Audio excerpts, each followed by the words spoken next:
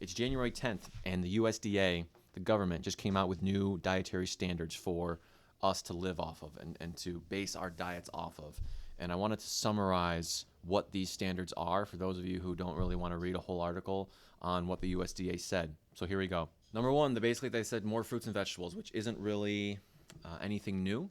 And how can this apply to you? Go to the grocery store, buy more whole fruits and vegetables.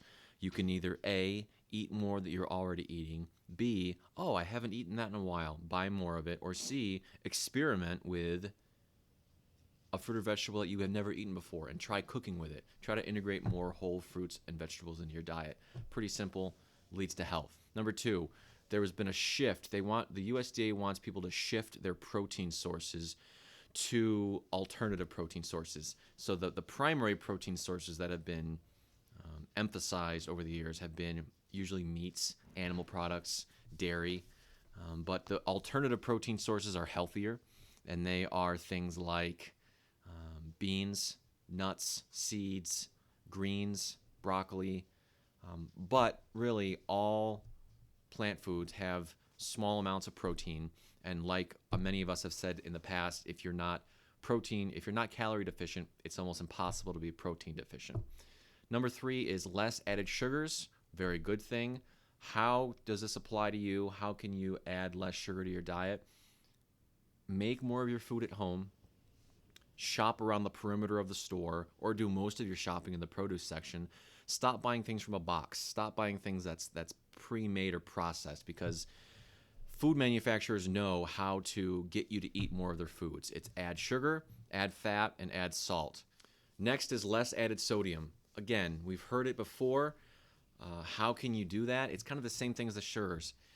Make your own food at home. Make your food from scratch. Learn how to cook.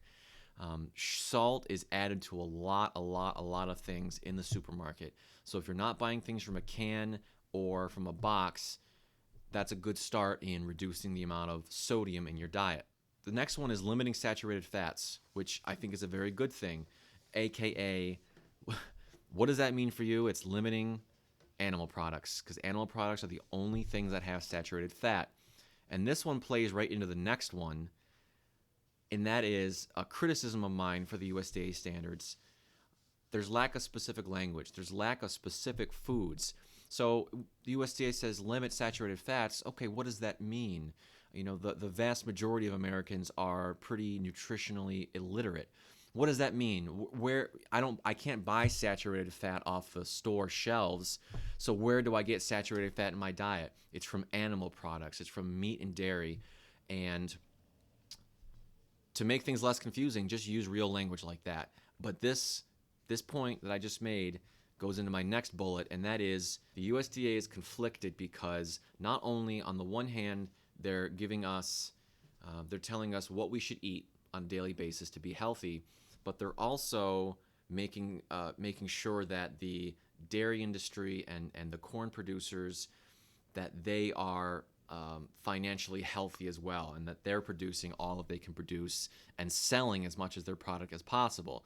So there is sort of a conflict of interest there, and there is some serious lobbying going on within the U.S. government in regards to these standards. And I want to include a snippet, a screenshot of a post by Dr. Garth Davis, where he wrote that Dr. Neal Barnard of the Physicians Committee of Responsible Medicine is suing the U.S. government and the USDA, and basically saying, look, the research is out there. It's pretty clear cut that we shouldn't be eating cholesterol, and that's another thing too. Cholesterol. The USDA has gone back on their cholesterol statement, saying that it's not as dangerous as we previously thought. And I think that's the crux of what Dr. Barnard is saying in his lawsuit with his physicians committee. In summary, just eat whole plant foods. Try to keep these things in mind. A great way to avoid added sugars, added salts, saturated fats, and add more fruits and vegetables to one's diet is just shop in the produce department. Eat a diet that's centered around whole plant foods. If you are in a stage where you can't go fully plant-based, okay, just try to substitute some things to become healthier long term. I hope this summary was okay. Let me know what you think. Thanks for watching, guys. Stay healthy. Stay healthy.